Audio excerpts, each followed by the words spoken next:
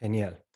Bueno, pues os doy la bienvenida a estos diálogos que vamos a hacer sobre el libro Toledo-Jerusalén, pero que en realidad es una excusa, el libro es como una referencia para que podamos hablar de la espiritualidad, podamos hablar de los procesos por los que pasa el ser humano para refinarse, para ir mejorando.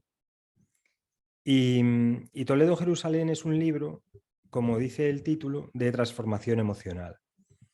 Entonces lo escribí para las personas, sobre todo para las mujeres, que tienen más conexión con sus emociones. Y es un libro que va desde las emociones más negativas hasta la iluminación, hasta el amor incondicional. Y esa es la historia de Esther.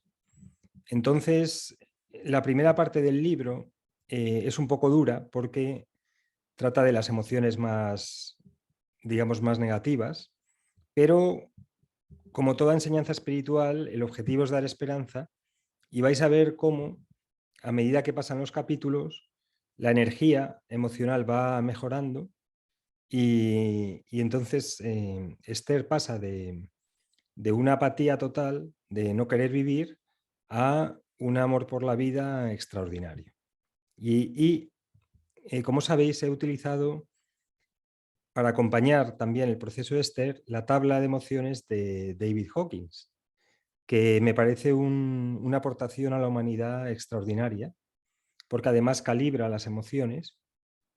Y entonces el libro pues tiene esta parte histórica, esta parte espiritual, la tabla de emociones de David Hawkins, ayuda a la persona a que mejore emocionalmente, a darle esperanza, y al mismo tiempo, mientras lee el libro, pues aprende de lo que ocurrió en el siglo XV en España.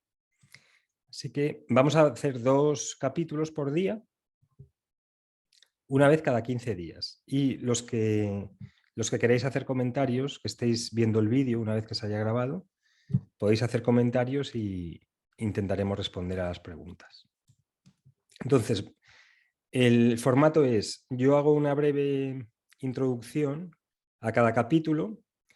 No se va a hablar de detalles de la historia porque ya estos diálogos son para aquellos que ya se han leído el libro. Entonces no hace falta repetir los detalles de la historia, pero sí que vamos a ver a grandes rasgos lo que ocurre en cada capítulo para centrarnos y para ver qué hay detrás. Así que bueno, en el capítulo 1, lo más importante a tener en cuenta desde un punto de vista espiritual es que Esther elige una vida muy intensa.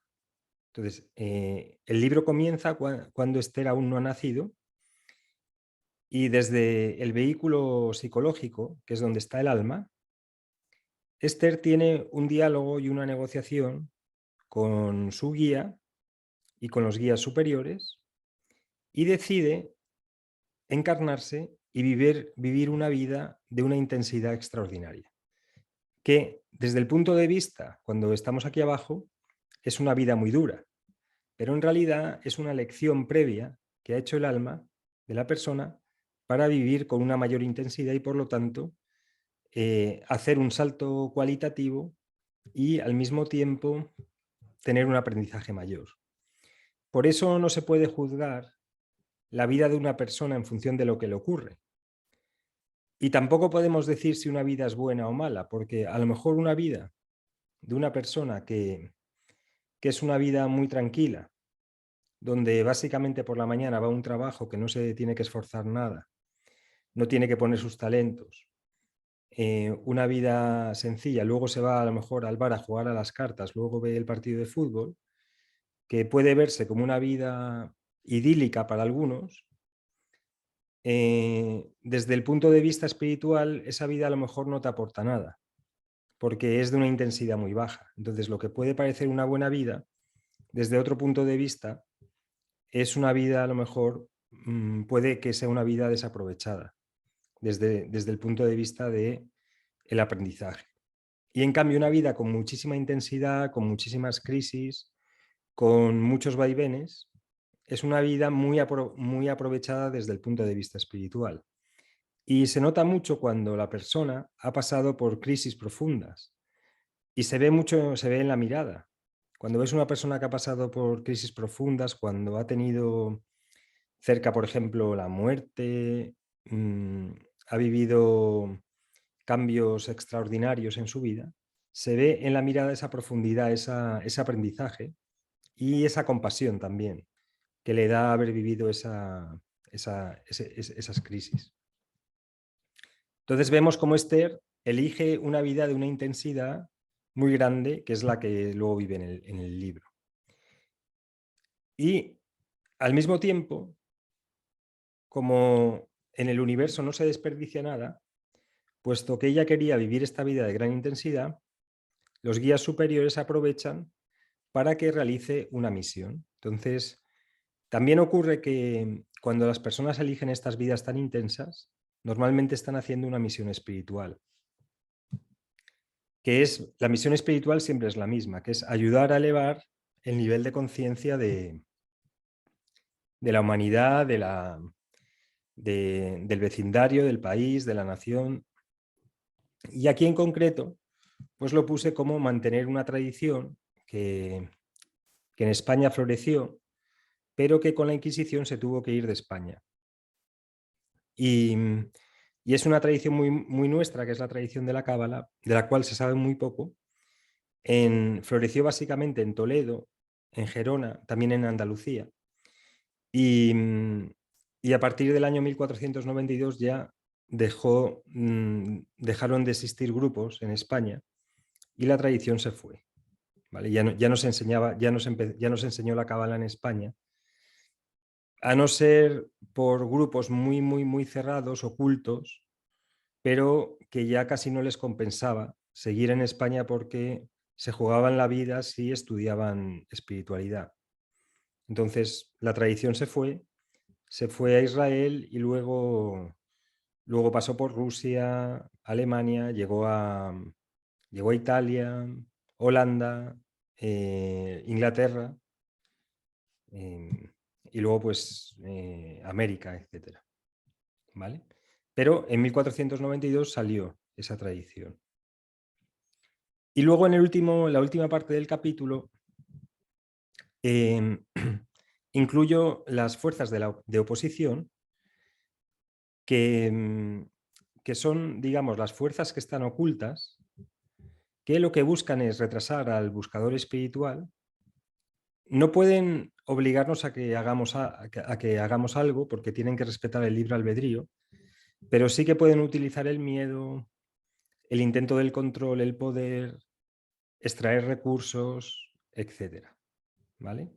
Y esto, por ejemplo, se ve cuando hay grandes propagandas del miedo, grandes intentos de manipulación de las masas, pues está realizada por estas fuerzas de la oposición que están ocultas, que dominan muchas veces a los poderes establecidos y lo que buscan es eso, que las personas que hagan trabajo espiritual pues ponérselo difícil. Son lo que se llaman las fuerzas de la oposición. Y, y muchos buscadores espirituales tienen una etapa donde se encuentran que todo les sale mal. Y es precisamente por estas fuerzas de oposición que intentan retrasar, intentan que uno se desespere, pierda la esperanza o vuelva al redil o vuelva a la vida anterior para no elevar el nivel de conciencia de los otros. Es decir, intentan que la misión se aborte. Y es lo que intentan con Esther durante la mayor parte del libro. Y luego el capítulo 2 ya es, el capítulo 1 es en la tierra, digamos en el mundo psicológico, en el lugar donde están las almas, antes de encarnar. Y el capítulo 2 se da ya una vez que Esther va a nacer y vemos que se produce la unión del vehículo físico y psicológico y vemos cómo es el proceso de nacimiento también ahí puse unos salmos que están bien leerlos de vez en cuando. A veces ayudan a protegerse. Y empieza ya la dureza de la vida de Esther, porque lo había pedido así, y en el momento en que nace Esther fallece la madre, y ya empieza a sentirse culpable y empiezan los hermanos a atacarla. Y ya, a pesar de que le habían dicho desde el cielo que su vida iba a ser muy intensa y muy dura, ya se empieza a arrepentir de haber sido tan osada, porque empieza su vida tan intensa y tan, digamos, tan difícil. Así que bueno, estos son más o menos lo que ocurre en los dos capítulos y os doy paso a vosotros por si queréis hacer alguna pregunta, algún comentario. Podéis también hacer preguntas en el chat si lo preferís. Y con mucho gusto la contesto o otros miembros pueden intentar contestar. Lola, por favor. Hola, buenas tardes a todos.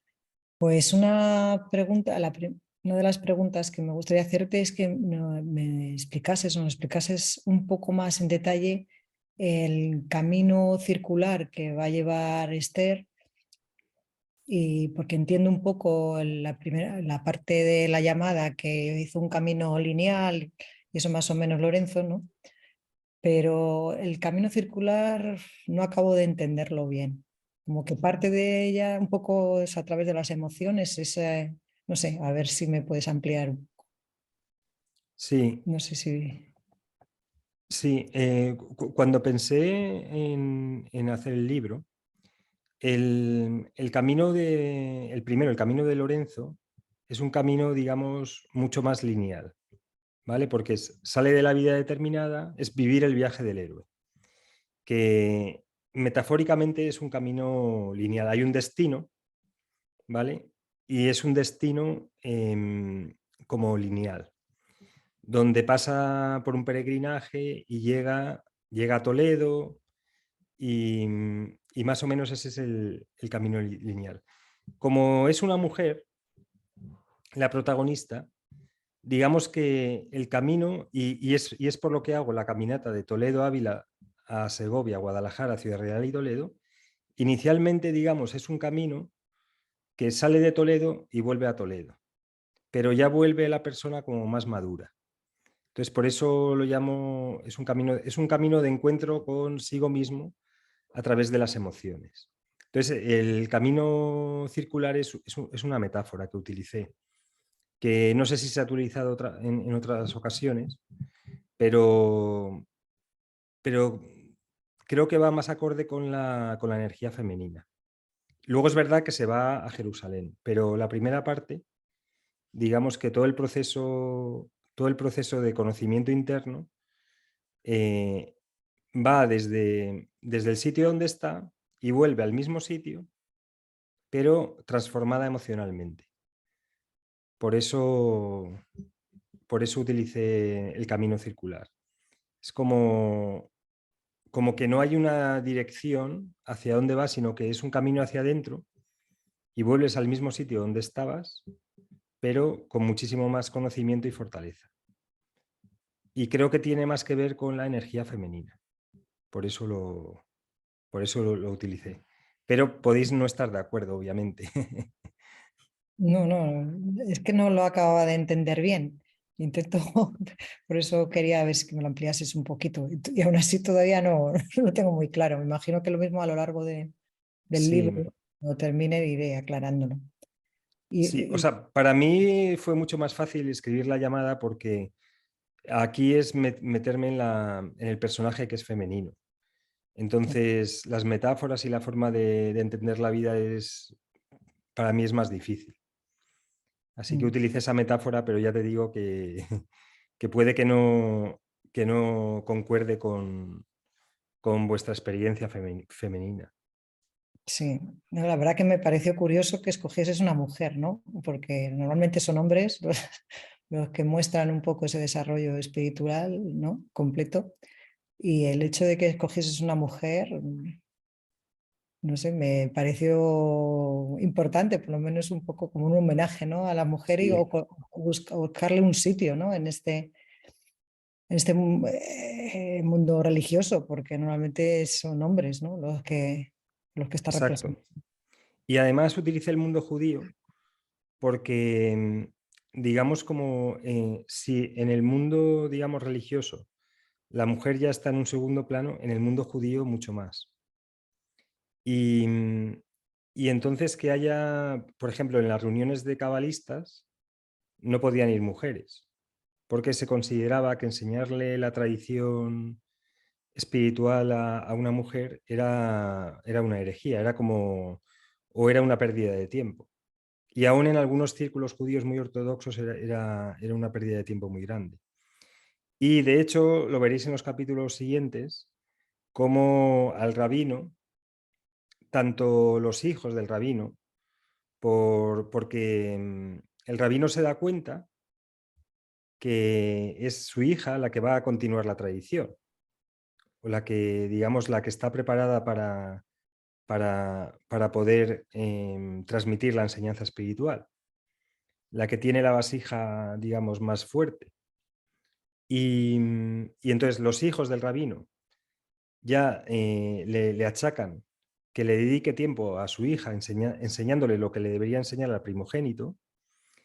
Y luego vemos como en Ávila, por ejemplo, cuando se casa, también no había ninguna mujer en los grupos de enseñanza espiritual. Y si lees los textos sagrados, las mujeres en general han ocupado un plano secundario. Entonces, aquí lo que quería hacer es, digamos, dar voz o resaltar la importancia de las mujeres en la conservación de las tradiciones espirituales, porque cuando vienen épocas muy duras, por ejemplo, de inquisiciones, donde donde hay que tener mucho cuidado a la hora porque te estás jugando la vida, en general las mujeres han sido las que han permitido que la tradición continuara. Y muchas veces en el mundo judío los rabinos eran ignorantes, pero claro, como eran rabinos, y era la mujer la que realmente sabía. Entonces la mujer instruía al rabino sin que el rabino lo dijera porque era una humillación. Entonces, básicamente he querido poner esto aquí o sea, dar esta, este protagonismo a la mujer. Y de hecho, en Israel, mm, claro, al haber nacido cristiano y ser de otro país, pues no, digamos como que a ellos no, que yo para ellos no soy gran cosa. Pero probablemente un judío israelita no habría podido escribir este libro precisamente por esto, por el lugar que le da a la mujer en la historia. Así que por eso lo elegí. Y además puse una mujer judía. No, me encanta. Sí. No, y de hecho es que lo que es curioso es que en cualquier grupo de espiritualidad hoy en día, el 80% son mujeres. Cuando Bueno, antes los yogis, por ejemplo, solamente eran los hombres, eran yogis. Los cabalistas, solamente los hombres podían estudiar la cábala. Los monjes eran monjes, no, donde estaban las universidades dentro de los monasterios, los libros, eh, eran los monjes, ¿sabes? O sea que ahora es el momento también de dar la importancia adecuada a la mujer en el camino espiritual. muchas gracias, Gonzalo. De nada.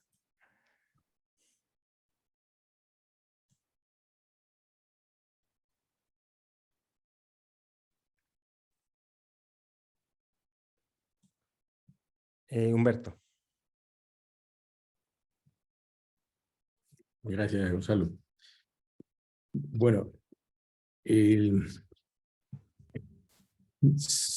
¿cómo te puedo, cómo puedo empezar? Mira, lo que yo siento en la novela, en el libro, es, primero, no lo siento como una novela, lo siento como una guía muy bien estructurada, en la que aquellas personas que se atreven a leerla, como fui yo primero, yo primero lo leí, los dos libros, y después tuve conocimiento de la estructura de la novela, y que es muy difícil poder entenderla si es que no tienes una base de cómo se ha estructurado. Tú acá mencionas muy bien cómo el desarrollo de la reencarnación, el desarrollo de la comparación del árbol, de, de las diferentes etapas de conciencia. Y en este libro, comparado con La llamada, es sumamente didáctico. Obviamente que en el proceso de aprendizaje, al menos en el mío, veo y me quedan algunas dudas. Me quedan algunas dudas de cómo te vas desarrollando el libro, cómo es que Ariadna se acuerda, de trascendido eh, de muchas cosas de su vida anterior. Y pide regresar, pero siempre también basado en que quiere volver al mundo de la acción para dar el amor a sus hermanos, ¿no? Entonces, me surge una pregunta o una duda final, después de analizar, el ver las fuerzas malignas, que las comparamos, o las comparo por lo menos con la oscuridad, donde lo maligno podría ser para mí la oscuridad absoluta, donde está el miedo y todas esas cosas, mientras que en la iluminación, aparte de existir la luz, también existe las sombras, que es normal. Entonces, la pregunta sería, recién al nacer, ¿son conscientes de su misión y las consecuencias de su nacimiento? ¿Y hablan con sus guías?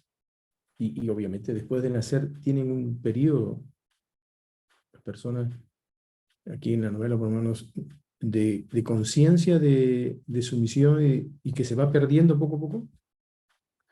Esa es una. Y la otra pregunta es, si nace eh, y muere la madre, en su desarrollo, mm, ¿cómo encuentra el centro? Si siempre hay el lado derecho del árbol y el lado izquierdo del árbol, ¿cómo compensa esa parte?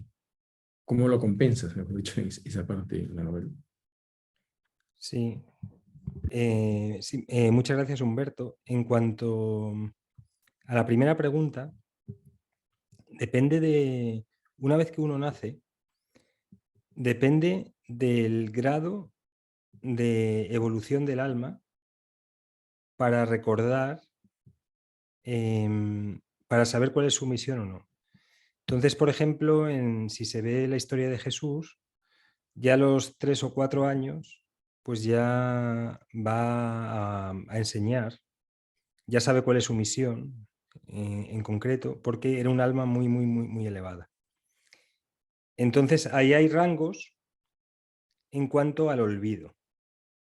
Entonces, ¿qué ocurre? Que cuando uno nace, las fuerzas de la gravedad del mundo físico, la luz, los ruidos, el inconsciente colectivo, empieza a hacer, digamos, empieza a hacer una fuerza extraordinaria, todas las ideas limitantes, el lenguaje, que es un lenguaje también bastante limitante, y entonces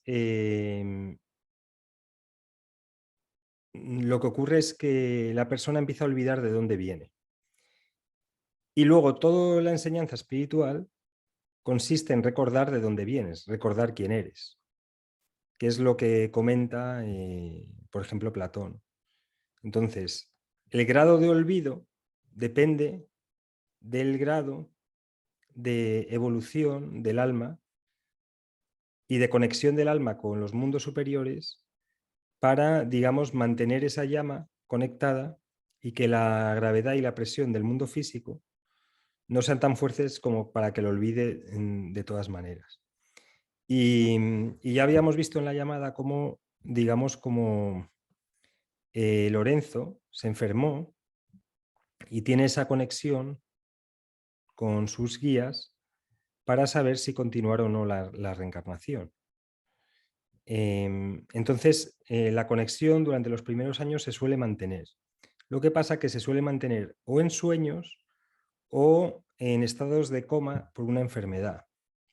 Pero es muy difícil mantener para un niño, un niño normal, mantener esa conciencia de quién es, de dónde viene, y entonces se mantiene en el inconsciente.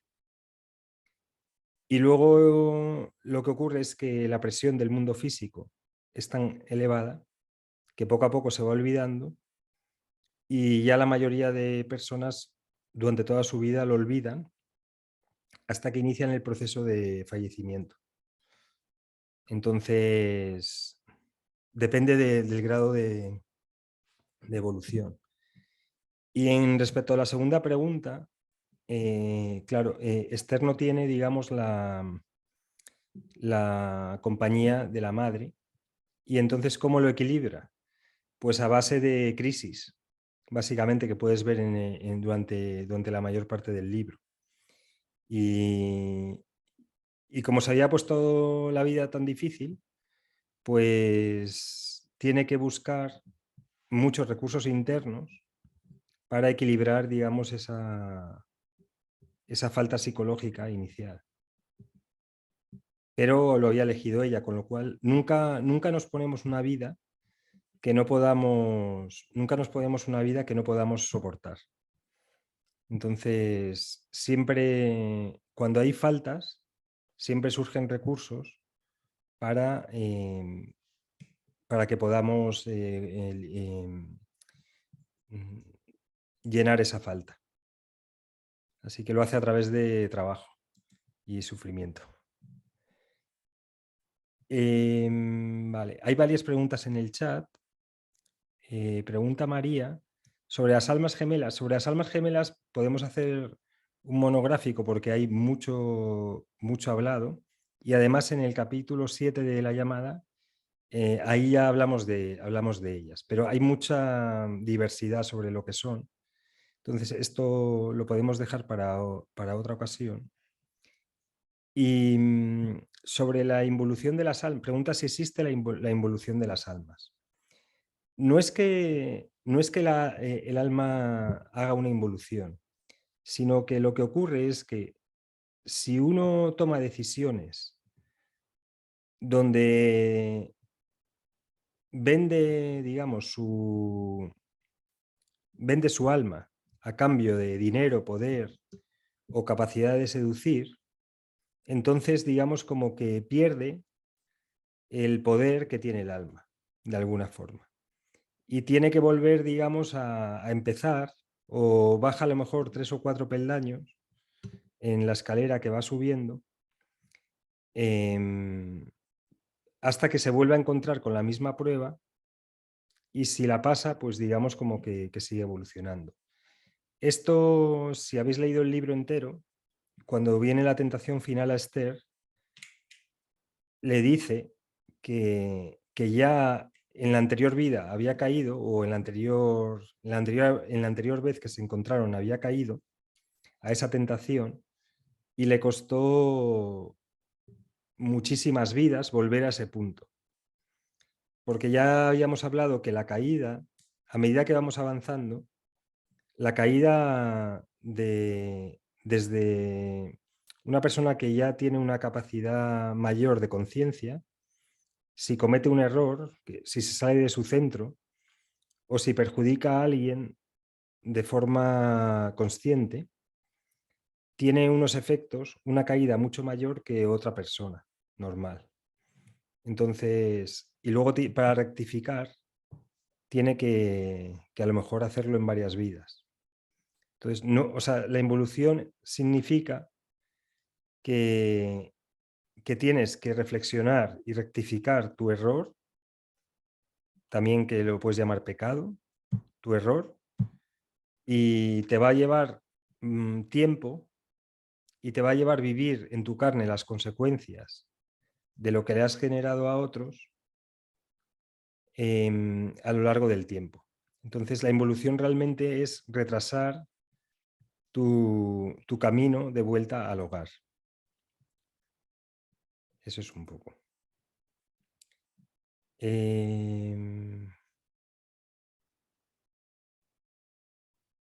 Dice Magdalena que en la otra vida había sido el alma gemela de Lorenzo, efectivamente, y entonces en el mundo psicológico, Lorenzo ya estaba en el mundo espiritual, estaba en las academias celestiales aprendiendo, siguiendo con su aprendizaje. Si habéis visto la película No Solar, Nuestro Hogar, se ve muy bien cómo son estos mundos, el mundo psicológico, el espiritual. Y entonces lo que quiere Ariadna, Esther, quiere, digamos, vibrar, llegar al punto de Lorenzo.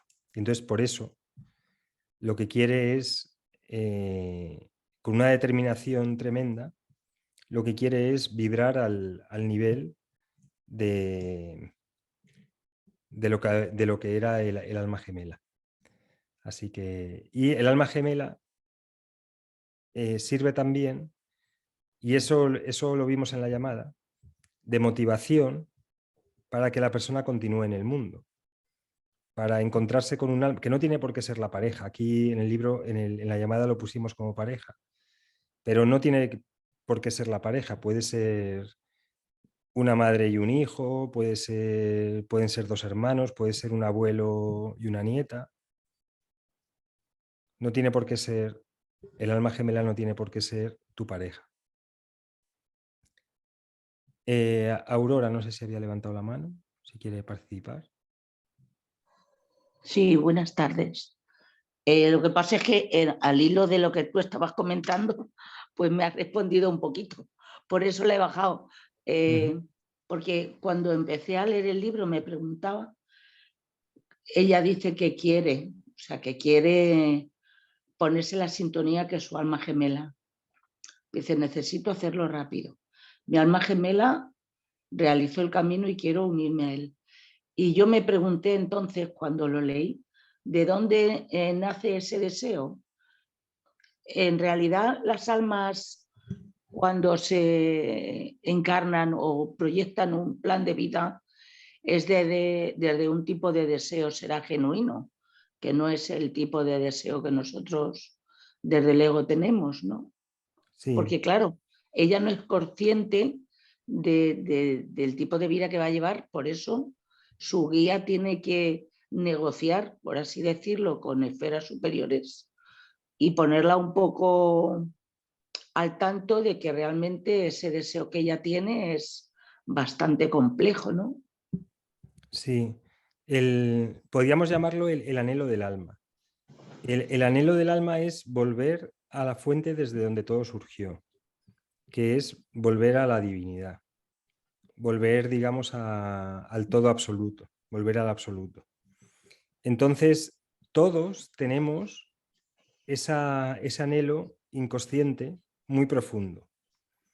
La cuestión es que, según la tradición espiritual, lo que cuenta es que salimos de ahí con el objeto de hacernos más maduros, con el objeto de tener un conocimiento y un aprendizaje en el mundo físico, en la Tierra, vida tras vida, para cuando ya nos hayamos convertidos en seres realizados, retornar, digamos, al hogar con un conocimiento y con una sabiduría extraordinaria. Es decir, salimos del paraíso o salimos de la zona de la divinidad como infantiles, como infantes, y volvemos como adultos.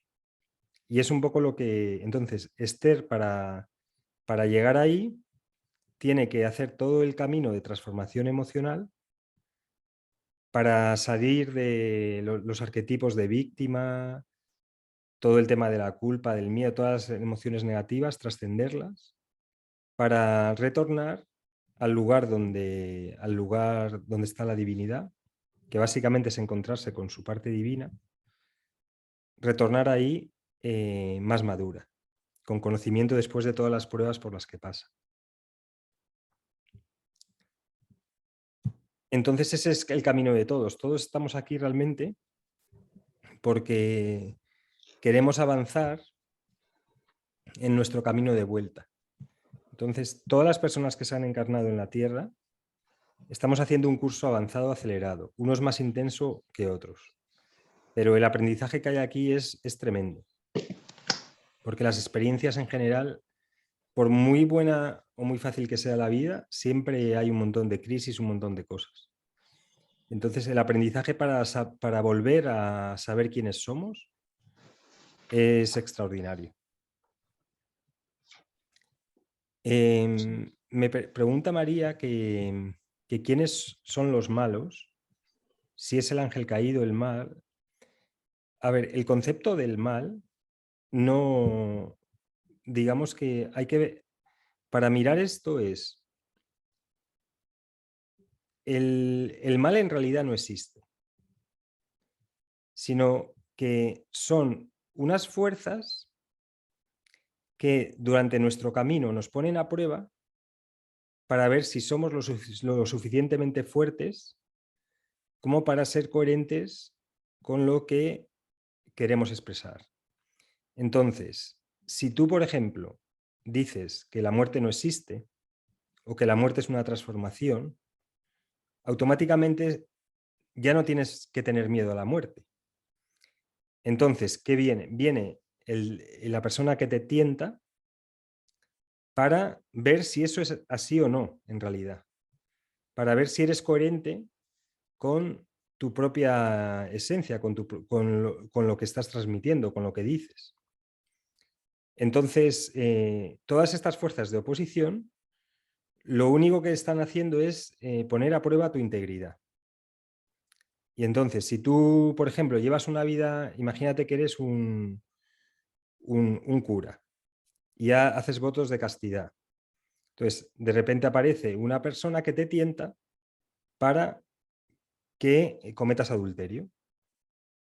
Y entonces esa tentación, ese malo, en teoría, en realidad lo está creando uno mismo para probarse a sí mismo, a ver si es lo suficientemente fuerte como para tener la integridad necesaria para continuar el camino espiritual.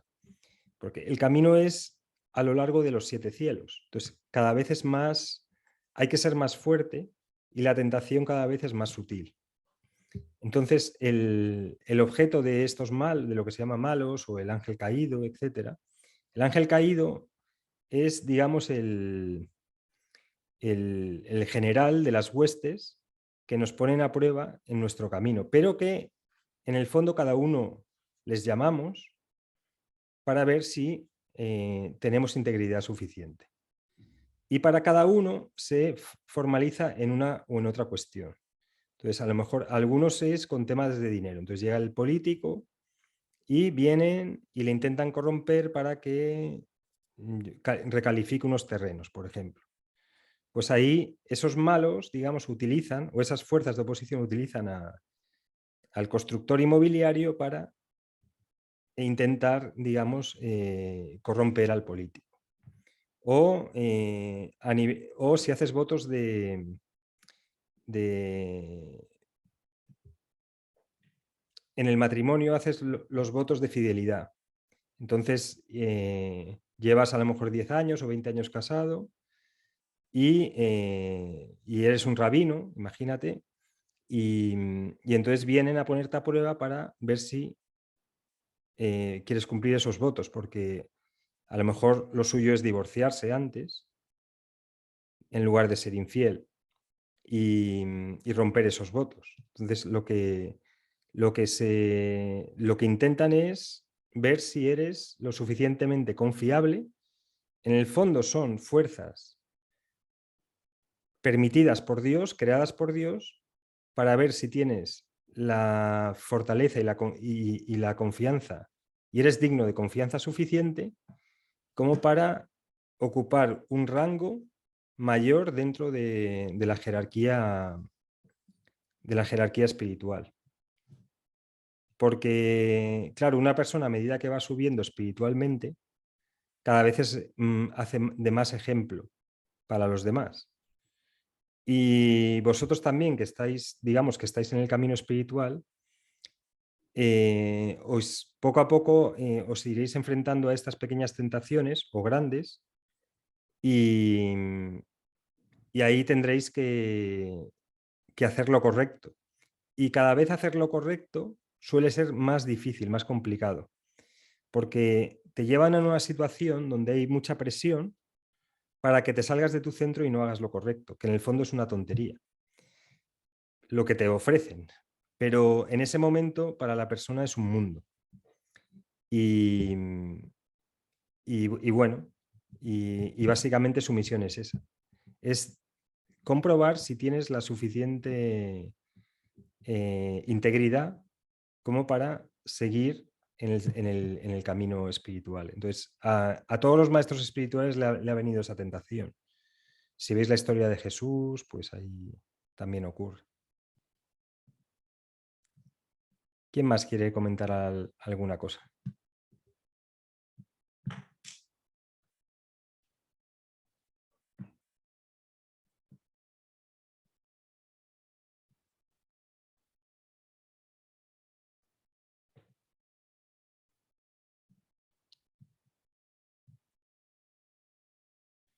Aurora.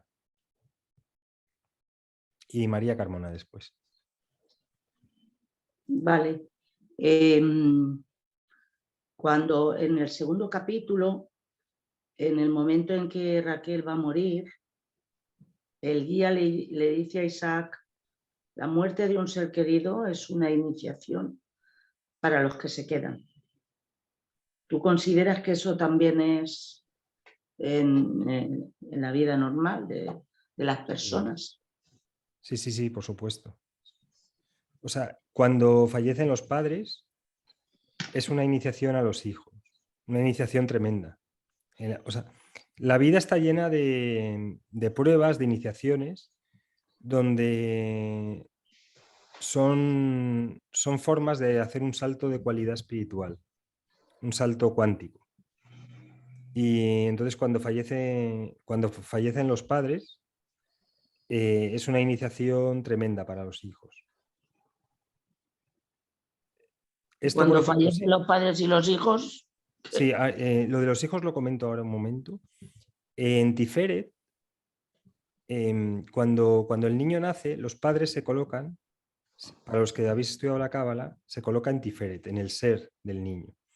Pero el hijo o la hija, a medida que crece, tiene que ocupar ese lugar, que es el lugar donde toma las decisiones sobre su vida, es el lugar donde está la belleza, la verdad y la bondad. Entonces, cuando los padres se van, el hijo, digamos, ocupa ese lugar, que es el que antes habían ocupado sus padres. Por lo tanto, a partir de ese momento ya la persona es mucho más responsable. Y también lo que ocurre es que a nivel psicológico se va a una referencia a nivel físico. Y entonces ya tiene que empezar a buscar otras referencias. La persona a la que han fallecido los padres tiene que empezar a buscar otras referencias que están más allá del mundo físico. O también tiene que empezar a calibrar cuál es la labor que han hecho los padres, en qué se han equivocado, en qué han acertado y qué cosas está repitiendo el hijo o la hija de los padres que a lo mejor no debería repetir, o qué cosas tiene que sanar. Entonces es una iniciación tremenda cuando fallece la madre o el padre. Y cuando fallece un hijo, también es un aprendizaje brutal, pero ahí ya digamos que la prueba es mucho mayor, porque cuando fallecen los padres, digamos como que es algo natural. Cuando fallece un hijo o una hija, lo que ocurre es que se pone a prueba la fe de la persona con respecto a Dios. Es una prueba tremenda. Y las personas que la han vivido y la han pasado son personas súper sabias y tienen una comprensión de la vida tremenda. Porque han vivido una cosa que tiene muy poca explicación y aún así han continuado adelante con esperanza y dando esperanza. Entonces, las personas que superan esa prueba son súper sabias. Tienen un conocimiento mucho mayor al resto. Y saben también discriminar, porque se han encontrado con algo que no todo el mundo se encuentra y es capaz de superar. Así que es una iniciación tremenda cuando muere un hijo. Una prueba extraordinaria. Entonces esas pruebas también las ha pedido uno, desde el alma como manera de subir, de acercarse a la fuente.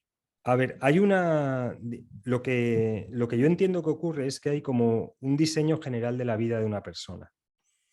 Pero a veces, digamos, es como te dicen, mire, usted va a hacer primero la primaria, luego secundaria, luego el bachillerato y luego la universidad, ¿vale? Y entonces esto, digamos, así va a ser su vida. Y entonces vas poco a poco. Pero hay veces que la persona, como he comentado, dice, mira, quiero hacerlo todo, me quiero saltar primaria y secundaria y quiero irme ya directamente al bachillerato. Y ya quiere empezar desde ahí con una intensidad tremenda.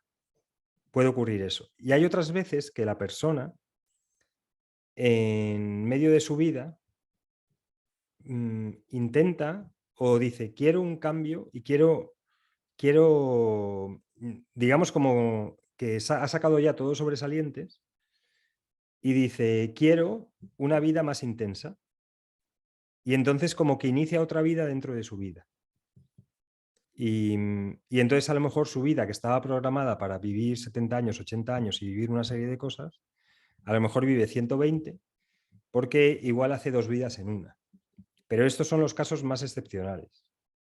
No hay, porque una vez que estás encarnado, a veces aprovechan y dicen, pues mira, ya que estás ahí y ya que has vivido lo que tenías que vivir, pues escuchamos tu petición, ahora vas a pasar por una crisis tremenda, pero digamos, vas a avanzar el doble o el triple en esta vida. Y a veces se pide cuando la persona está aquí abajo, aunque sea inconsciente la persona de eso que pide. Entonces, se puede dar por ambos casos, pero en general está planificado. Gracias, Gonzalo, gracias. Sí, María.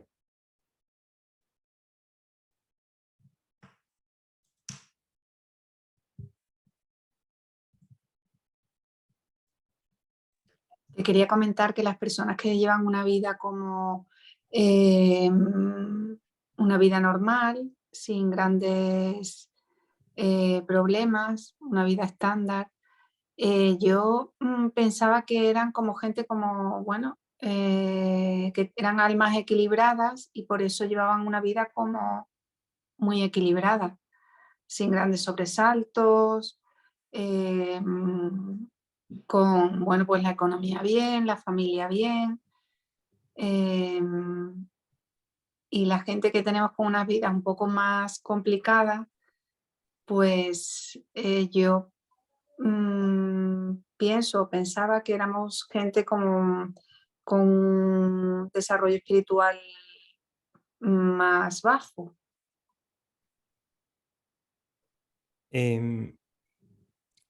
Esto se puede ver como vida vegetal, vida animal y vida humana o espiritual.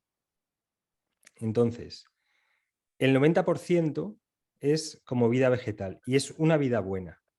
Lo que pasa es que es una vida que tiene muy poco aprendizaje. Es una vida con un aprendizaje muy sencillo.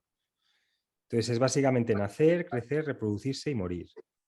Y como la vida, digamos, como la naturaleza, o el karma de la humanidad necesita que crezcan niños, o por lo menos hasta ahora ha sido así, entonces el 90% hacen esa parte, digamos, que es vegetal, que son vidas relativamente estables, vidas sencillas, vidas en general en relativa paz y básicamente lo que hacen es cumplir esa necesidad de la humanidad de reproducirse. Entonces, básicamente cuando ya han tenido hijos, pues ya han vivido lo que es su vida. ¿Qué ocurre? Que cuando la persona pide tener un aprendizaje mayor, preguntarse el porqué de las cosas, indagar un poco más, entrar en contacto con otras realidades, hacer un camino de vuelta espiritual, cambiar su vida o buscar sus recursos internos, aprender a pensar por sí mismo. Entonces, para ello necesita salir de la tribu y eso empieza a hacer que su vida sea más difícil, porque o necesita emigrar o necesita irse a otro sitio. Entonces, todas esas personas que dices que llevan una vida fácil y eso, el problema que tienen, que yo veo, es que en general no suelen pensar por sí mismas, sino que básicamente necesitan que les está como básicamente todo dado, tampoco hacen grandes esfuerzos, sino que mientras no se salgan del sistema, mientras hagan lo que el colectivo hace, su vida en general va bien. Entonces, en España, por ejemplo, era antes, pues, sé un buen cristiano, vete a misa, ten tu trabajo, haz tu trabajo más o menos bien y tienes una vida relativamente buena. Lo que pasa es que el aprendizaje individual es difícil ahí. Pero no sé si estás de acuerdo. Sí, son gente que no se plantea reuniones como esta, por ejemplo. Claro. No se plantea nada más. Pues su vida es, pues nada, hacer lo que hace todo el mundo. Ahora en este puente pues se van, salen a algún sitio, o van al cementerio, o no sé, siempre un poco lo que se suele hacer, lo que suele hacer todo el mundo y bueno, no se plantean nada más. Sí, entonces esas digamos como que son lo que se llama vidas vegetales. La mayor parte de personas que ya están en grupos espirituales como este y que le dedican una hora por la tarde a la semana a hacer alguna actividad espiritual o hacer yoga o meditación o contemplación, es porque están buscando respuestas profundas, es porque quieren salirse de la masa, porque saben que son diferentes, porque tienen un anhelo diferente que cumplir, porque no quieren llevar una vida estándar, porque quieren, digamos, determinar su propia vida. Entonces, todos vosotros que estáis aquí, estáis en esto. Y luego muchos enseñaréis también a otras personas, de forma directa o indirecta. Entonces, para uno poder enseñar, necesita tener mucha experiencia, necesita pasar por un montón de situaciones, necesita haber visto muchas cosas para también poder transmitir. Porque si no, digamos que las personas que llevan las vidas difíciles son las que son líderes después, las que dan un paso más allá que el resto y son las que luego enseñan a los demás ese camino. Por eso he comentado, cuando comentéis las cuestiones que os ocurren, en el fondo es una preparación para que luego enseñéis de una u otra manera, para que os convirtáis en maestros. No hace falta vivirlo, pero cuando se vive es una experiencia adicional. Así que... Sí. Así que es lo que el alma de uno pide realmente, con el objeto en general de ayudar a elevar la conciencia espiritual del mundo y mantener la tradición espiritual sea cual sea, que es básicamente mantener la enseñanza espiritual. Sí. Así que, Pues sí, hacemos una intervención más y cerramos. Aurora. A ver, de lo que estás diciendo ahora, me surge la pregunta cuando estábamos hablando de las fuerzas del mal, de cómo realmente son opositoras para que nosotros demostremos realmente cuál es nuestra fortaleza y lo que queremos, no sé, cómo queremos ascender en esa escala, ¿no? Hacia la fuente. Si miro ahora mismo a nivel general de la humanidad, yo siento que hay muchas fuerzas contrapuestas y a veces me surge la duda de cómo puedo yo ayudar, no siendo, pues eso, porque claro, no sabes en qué lado ponerte, para qué actitud tomar para realmente ayudar a que esa conciencia se amplíe. Ponerte en el lado de los disidentes, ponerte en el lado de... mi idea es que haciendo el trabajo que hago ya estoy haciendo bastante, pero a veces me surgen dudas. Por eso... El trabajo siempre es interior. No, o sea, ir a una manifestación no quiere decir que seas mejor.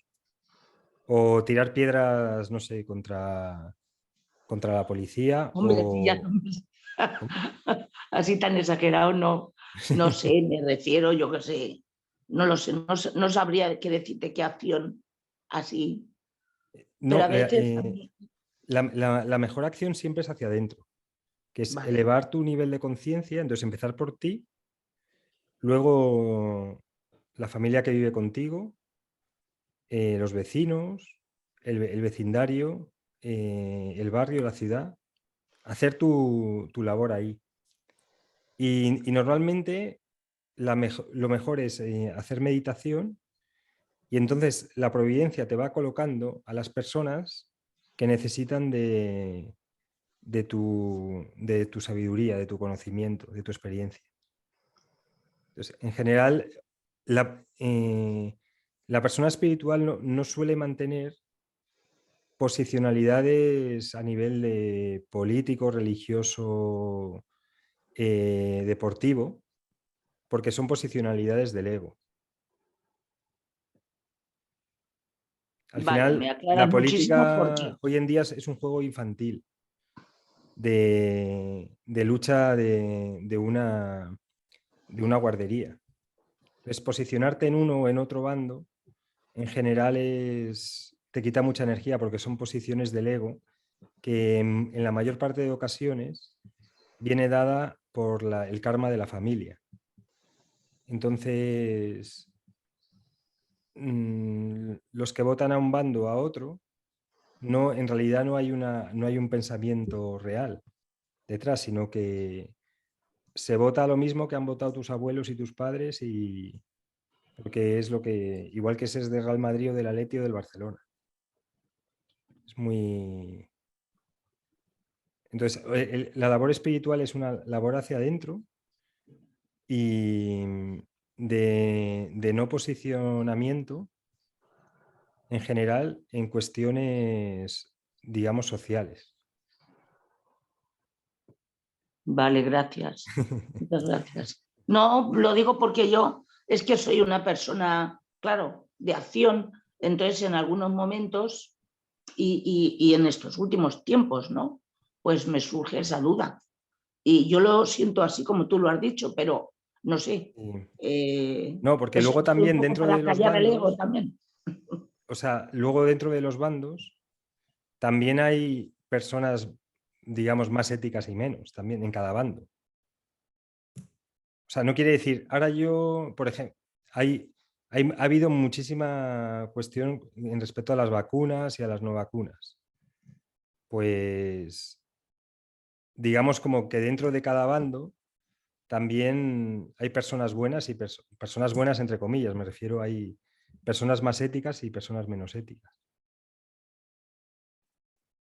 Entonces, o sea, lo importante es encontrarse con su verdad y luego vivir conforme a eso. y no imponer tu visión a otras personas.